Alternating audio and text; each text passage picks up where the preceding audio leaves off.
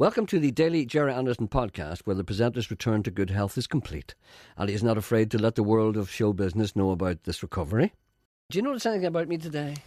Well, you're a better colour. I'm back to normal. Yeah. For the first time in 2 or 3 weeks, I'm back to normal. I feel like a normal human being. The way a man is supposed to, the way Jesus meant a man to feel. No, but there's a man up there regulating everything There's a we man do. on one for you. Never you mind that. There's a man up there regulating everything we do. Do you think that man upstairs looks down and has no consideration for what we do? He plans every day. John's on one. He plans every day for us. And he says Gerry's going to be sick for 2 or 3 weeks, and then on the Thursday, he's going to be okay. And here I am on the Thursday, and I'm okay. And I'd like to say welcome home to BJ and the Derry ski team who are skiing in Austria. That's my email. Oh, is it? That's addressed to me. Oh, sorry. Stop reading. Well, what's it doing in my file? No, that's me. I've no programme this afternoon. That's your whole programme. That's the whole programme around that, based around that request. Just in case you missed the Shine Coyle programme today, here is it repeated. Welcome home to BJ and the Derry ski team who were skiing in Austria from all his friends. There's no need to tune in to Sean this afternoon. That's his whole programme. Thank you. Mr. Coyle recovers from that setback to inquire about the presenter's choice of night clothing during his recent illness. Such is the closeness of the relationship between Interruptus and the presenter that nothing is beyond discussion. Nothing. Many times had you to change your pyjamas during your fever? I don't change my pyjamas. Huh? I lie and steep in my own filth. Do you know why? Because Janet's turned her, screwing her face up. No, Any because wonder? You sweat it all out, you see. You just can't lie in a bed. Yes, you just lie. It's like being in Changi. It's like being in a Japanese prisoner of war camp. You lie there surrounded by everything that's around you, and you're smelly and you go, "Ugh." Because you know why? Because then when you get better, you go up and you have a shower and you put on clean clothes and you're like $1 million. Was your family standing around the bed waiting for the fever to break? Was it like that? Was it? It looks as if he's coming around now. With a cold face cloth on your brow. Here, give us them tongs. Lift those pyjamas. Give us them here. Oh, hold on a minute. No. Open the window first. Did you not see... What? Sorry. Snap at me like that. Snapping. I always notice you're worse when Janet's there.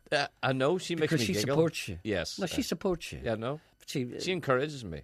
I know, but you two of you gang up on me. Yes, we do. You do, I know, but she's always looking to see if she nudges you and she sees an opportunity for you to go, look, get him now.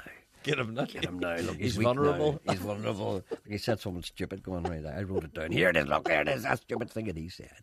Anyway, listen. Never mind that. You know, Janet, I love you. You know that. I'm just joshing. Did you not see Brucey melting down last night? Bruce Forsyth? No. He melted down. I was watching football. See, what happened was there was do you know the National TV Awards are an abomination in front of the Lord? Yeah. It was all the crap in the whole world has been paraded in front of you, and all these intelligent people all pretend to be stupid because they want to be popular. Everybody was on it. First of all, Brucey came on and sang, "Let there be love, let there be oysters under the tree," all that kind of stuff. And then he had to present an award to Jonathan Ross. Jonathan Ross, a Life Achievement Award. I was doing Bruce Forsyth the other day when I was playing. But there's two Bruces. There's that Bruce, and then there's the old one who talks like that now. He's ever so slow. He speaks like that. Well, I think last night you would imagine that would be the last time you'll ever see him. I would say on television, if anybody got any sense. Because first of all, when he came on to present the award to Jonathan Ross, none of the mics worked, and it was live. It was live. Listen to you. I know, but the point is that we can handle it because nobody can see us. Talk continues about Bruce Forsyth and a fear that the end may be in sight for the chinned wonder, as indeed it is for many of those stars still clinging to copies of old Radio Timeses. Brucey started to talk about how wonderful Jonathan Ross was, and you knew in your heart and soul that the only reason Jonathan was been offered this was because his TV show was dying and they wanted a big profile, a big long eulogy. And then he said, "Hey, Jonathan, there's no need for all that bad talk. There's no need for it." No, not kind of, naughty talk. Oh, yeah. There's no need for it. Yeah. No need for it. And you could see him. And he's right. I bet that's right. I'd waste my time. No, you're not. I'm right. I'm right, and so is Brucey. No, he wasn't right. Jonathan Ross is no good on the chat show. No, he's not talking about his chat show now, the way he always was. He's always been like that. No, he hasn't. He's got worse. It was worse than BBC. That's why the whole thing fell flat. Yeah. Well, the BBC were right. No, but what I'm saying What are you is... saying? What are you saying? This is what I'm saying. What I'm saying is this. What? If I am giving you a Lifetime Achievement Award, Yes. and I'm saying Sean Coyle started the BBC, hasn't been paid for a very long time, Yes. but he still stayed. Yes. And if I'm giving you a Lifetime Achievement Award, I'm not going to say to you, Sean, see those impersonations you do, they're not very good. Oh, but you didn't explain that very well. You never give me a chance. Did he, Janet? No. Oh, Janet, yeah, Janet right. says- Oh, no, he didn't do it. No, he didn't explain it well. He didn't explain No, he it didn't well explain to it well us. at all. No. Anyway, our slicker. Anyway, no, you're right, Sean. You're right, Sean. Everything you say is right. Don't you mind him. You're right. Listen to him now. Gerry, listen to him. Concerns arise over the career development of Coilus Interruptus. Someday, not soon, Mr. Coyle will indeed receive payment for his efforts. In the meantime, he'll have to make do with criticism, abuse and harsh words. I'm still getting some negative feedback about your tenure in this programme on Monday and Tuesday. Hi, Gerry. Sorry to hear you weren't keeping too well, but I hope you're much better now. This is a man who writes to me and he doesn't use punctuation marks, so I don't read them as if he does anything. Now I have to tell you, and I hope you don't get upset.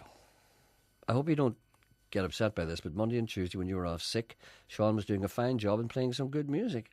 But Sean was in really great form. He sounded rather joyful, over the moon, happy as can be. You could really hear it in his voice, especially when he was telling us that you were sick.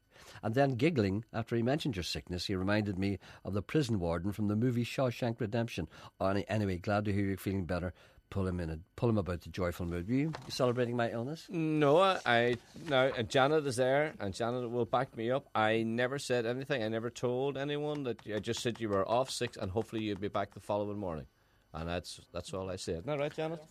Another one. Janet Oh dear, says oh yes. dear, oh dear. Oh dear, Puppet Chin. Here's the Coil Report for the week commencing Monday, the 23rd of January.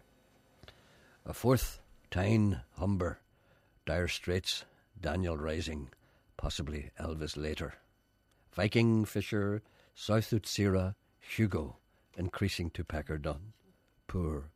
Dave D, Dozy, Beaky, Fitzroy, Biscay, Fair Isle Jumper, losing its identity. Good. Shannon, Fastnet, Malin, Rockhall, Lundy, Dogger Bank, German Bite, Rhyming Slang, Music Shite. And another person has accused you of something so heinous. What? That, we've had situations like this before. People have told me that you've done things and I don't believe them. So I put this to you. Right. A man sent me an email the other day and he said that during the course of Monday and Tuesday you played something which I don't think that even you would stoop to. No, I know what it is and he's right before you even say it. But you played the theme song of Top Gear. The presenter was not always the paragon of virtue that he is today. Decency, honesty, charity and celibacy are the 4 points of his moral compass today, but there was a time when he was adrift in this world. Today is a day for truth and indeed a certain amount of healing. I don't think I've ever told you this before about what I did in a certain supermarket once. Did I tell you about what happened, what I did? Did he? Is it true? Janet said, is it true? Yes, it is true. All right, okay. Why does she have to ask that when I'm about to tell you something? Why does she say, is this true? Anyway, many years ago when I wasn't as wealthy as I am today, I had my ups and downs, Sean, as you know. And I found myself in a supermarket one time. And we have yet to experience the trappings of your wealth. Well, I try and keep them as hidden as much as possible. I do have a wonderful car. You do a good job, let me tell you. I do have a wonderful car. I show that to people.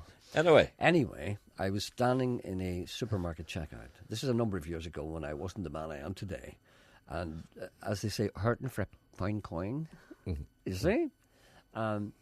So what did I see on the ground? I just, out of the corner of my eye, I saw a bundle of punts. You know what punts were? Remember punts? Yes. Well, yeah. there was like, it looked like about, came a bundle with like maybe 3-4 in it. And they were like 20s, Right. And I just saw it for a second. And then and as soon as I saw it, the person picked it up and said, is that yours? You did not. Yes, I did. You did not. Yes, I did. I said, oh, yes, yeah, it is mine, yeah. Oh, I know. See Janet gasping. Yeah. Oh, that's rotten. And did you keep it? I put it in my pocket, yeah. And I was panicking because I thought maybe somebody might come back and say, "Hey, listen, I lost a bunch of punch there. Anybody see it?" Obviously, a person from across the border. Remember, people used to come from across the border. They still do now, and buy in supermarkets. More so than ever. More so than ever. And they'd use their punts. And I saw them, and I knew it was obviously somebody from Donegal. And I was standing there waiting. He calls them punts. That could have been a pensioner. Janice said that could have been a wee pensioner. And like I you. know. She says, like you. No, but That is hateful. I know all this went through my mind, but as I stood there and I felt like saying to the person in front of me, the person who gave me the money had a whole load of stuff to go out. You see, they were checking out a lot of stuff. Yeah. And I felt like saying, hurry up, well, in case the person who needs this money comes back. And so the person was kind of talking to me and all, saying, "That's a lucky thing there. So you be more careful with your money." And I said, it's one of those things, like, I just put my hand in my pocket to take out something, and I just must have fell out. I know it's careless, but listen, thank you very much indeed. I really appreciate that. And you could have catched that, And Janice I is a shame. I know, I'm not happy. Now let's just look back in your past rags. This is the man. This is the man who's looking for an MBE or whatever, or a knighthood. And this is the man who, travelling through Dungiven in his showband days, stole milk from outside the doors of people. Ordinary people. Stole milk. Ordinary people living at ordinary. This is the man who just lifted money there, just right. But you have no idea the suspense that was. The same man that lifted tips that were left on restaurant tables for waitresses and waiters. You lifted the money. I still do the that. Same man. I still do This is that. the man who wants to be known as Sir Michael Gerard Anderson. Yeah. You don't even know my name. No. No, I still lift tips because I feel as if, if I don't feel as if the people who are waiters deserve them, I lift them, even if they're left by other people. But you have no idea what that felt, that rush of excitement. The rush of excitement, standing there waiting for the other person to check out the stuff, knowing that at any moment, a wee woman, a pensioner perhaps, or a wee man would come in and say, "Anybody find some money there?" And why? And what would I have done then? Exactly. You see, so I stood there and all this going racing through my mind, and I almost thought of saying to the guy in front of me, "Listen, by the way, I'm only joking, that's not my money at all." But you didn't. No, I didn't. No, you didn't. Because you know why? Because I didn't want to. So, pale face, you're a good colour. Did you get a wee top up with the old sparry tan? Stop that. See, they know you. Gerry, I'll request for some impersonations here. Gerry, will you do the Queen speaking in Irish?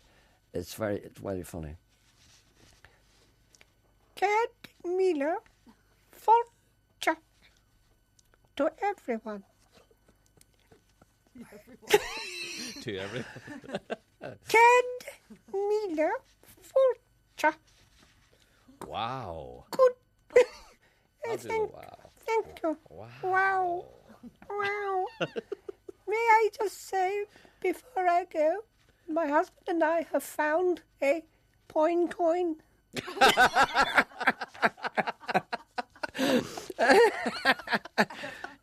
Would the owner please come to Buckingham Palace between the hours of 2 and 5? In the meantime, may the devil be in heaven how does that go? May you be in heaven half an hour before the devil knows you're dead. Can me the vulture. Wow. Geordie's on one. Please do Roy Walker doing the wee baptism joke. I forget the joke. Go on. No. You're no fun. But Janet. we did it before. You're his right hand. You're- Go on. It's never stopped me doing. Go on, do something. Will do something. Go on, do Roy Walker doing the baptism Would I joke. try and get it? God's sake. You have to prompt him, Janet. No, Give me notes. I'll do one in the meantime. It doesn't matter if you do things that have been done before. It does. Doctor, Does it not, Janice? Janice says no, you can do it again. doctor, I don't know what's wrong with me. Take these tablets.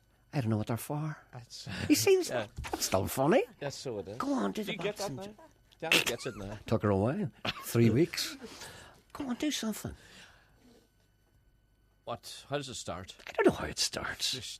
This fella was walking past a river. That's it. Is it what was it now? There's a man in the river baptizing people. a man.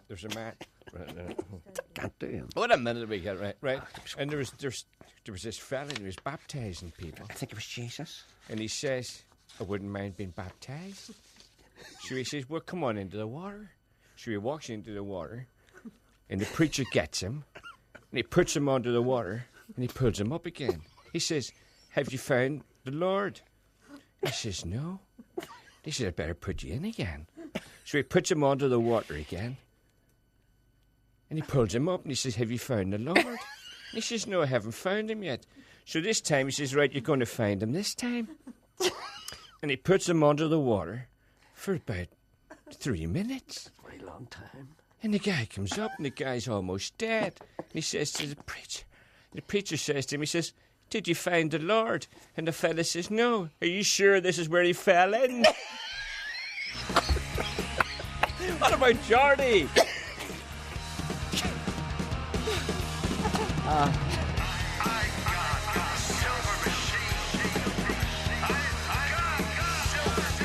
Jordy! Hello, Gerry. Jordy, I'm sorry about that. How are you? I'm the best. How's yourself? I'm I fine, heard you thanks. weren't too well. No, I wasn't great, no, but I'm okay now. I've just... Well, Gerry, you know, we all grow old. Never mind you with your moisturizer and your hair transplant. We all grow old. I will admit to moisturiser, but hair transplant, no. I haven't had one of those. I haven't had a hair transplant.